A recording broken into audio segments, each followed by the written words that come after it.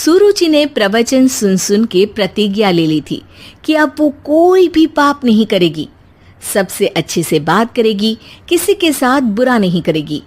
बहू, ये मच्छर तेरे गाल पे कब से बैठा है? अरे काट लिया तो गाल गुलाब की तरह लाल कर देगा।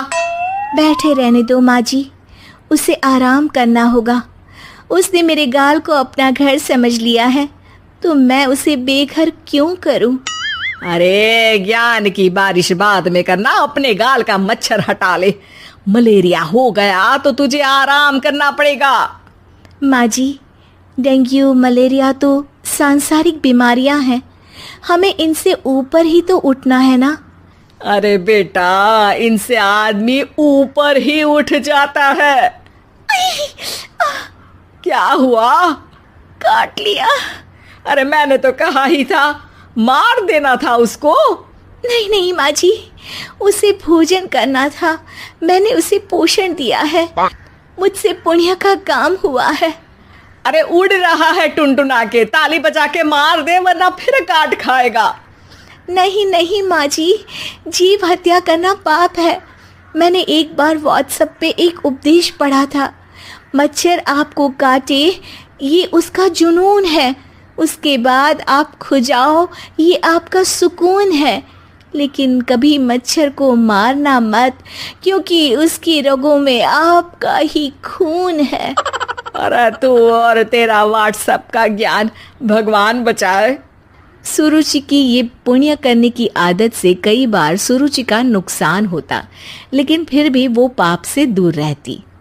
सुरुचि, मेरे सर में जुएं हो गई हैं, निकाल दोगी?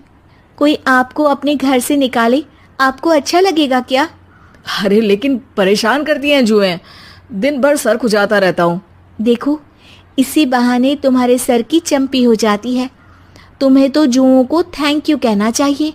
तभी बाहर से ससुर जी की आवाज आती है। बहू, बहू। अभी आई बाबूजी। बेटा सुनो, ये देखो चाय में ना मक्खी तैर रही है, दूसरी चाय ले आओ जाओ। ला दूंगी, पर मक्खी मत हटाइएगा।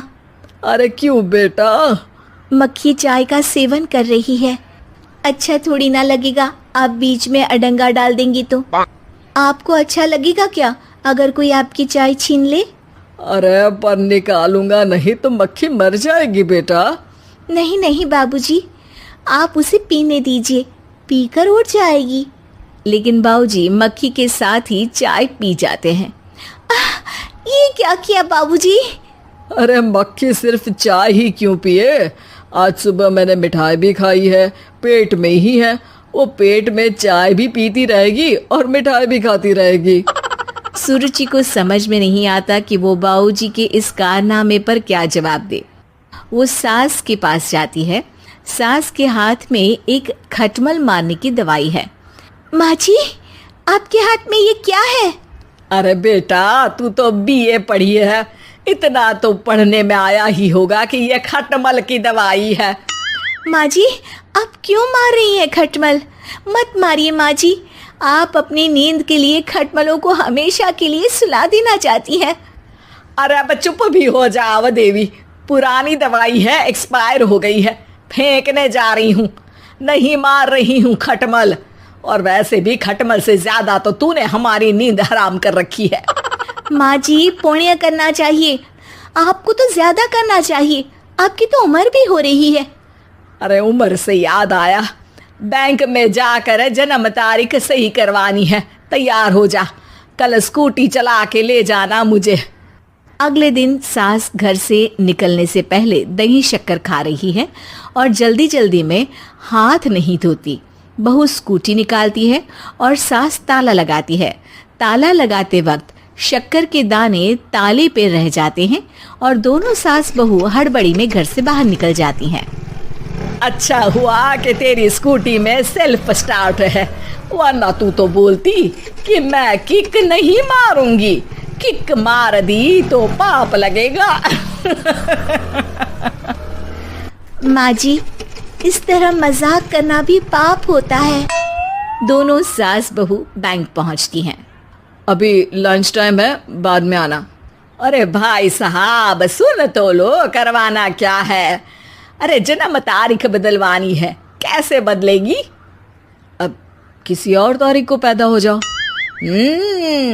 यही चुटकुला आप अपने मैनेजर को भी सुना पाओगे ना?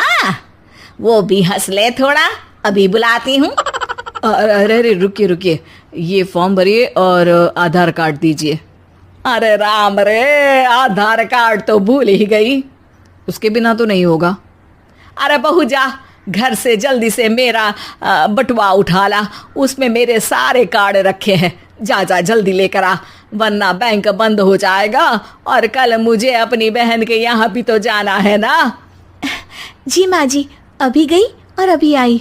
अरे रुक, चाबी तो लेकर जा घर की। बहू जल्दी से घर पहुंचती है, लेकिन घर पहुंचते ही देखती है कि ताले पे बहुत सारी चींटियां हैं, जो माँ के ताला लगाते वक्त हाथ से ताले पे शक्कर छूट जाने के कारण आ गई थी। चींटियां हट जाओ, मुझे आधार कार्ड निकालना है। बहू चींटियों को हटाती नहीं है, उनसे मिन्नतें करने लगती है। सुनो, हट जाओगी तो और भी शक्कर के दाने खिलाऊंगी। अभी सास का काम बहुत ज़रूरी है, मेरी बात सुन लो, मान लो। मैंने तुमको हटाया तो पाप हो जाएगा। चींटियाँ कैसे सुरुचि की बातें सुनती जब घर में ही उसकी कोई नहीं सुनता था। शाम हो जाती है पर चींटियाँ हटती नहीं है। तभी सास वहाँ ऑटो से आ जाती है। अरे कहाँ रह गई तू? बैंक भी बंद हो गया। माँ जी, ताले पे चींटी। सास पूरा माजरा समझ जाती है और बहू से कहती है, एक बात बता, सोच के देख, अगर मुझे खून की बोतल चढ़ानी पड़ी और उस पर चींटी बैठी हो, तो बोतल से चींटियों को हटा के मुझे बचाएगी या चींटियों को वहीं बैठा रहने देगी? माँ जी, ऐसा होगा ही नहीं। अरे चींटियों को तो मीठा पसंद होता है, खून की बोतल पे तो मच्छर आएगा, क्योंकि खून तो मच्छर पीता है। सास सर पकड़कर बैठ जाती है और रोने लगती है। तभी ससुर जी और सुरुचि का पति भी वहां आ जाता है। अरे रो क्यों रही हो? रहने दो जी, तुमको बताया तो तुम भी रोने लगोगी अपनी किस्मत पर। अगले दिन सास अपनी बड़ी बहन के यहाँ चली जाती है। पति अपना काम कर रहा होता है और सुरुचि उसके पास जाकर कहती है, ये जुएं ख़त्म करने की दवाई है, मैं मालिश कर देती हूँ। अरे लेकिन तुमको पाप नहीं लगेगा? अपनों की खुशी के लिए अगर छोटे मोटे पाप करने पड़े तो वो पाप अच्छे हैं जी।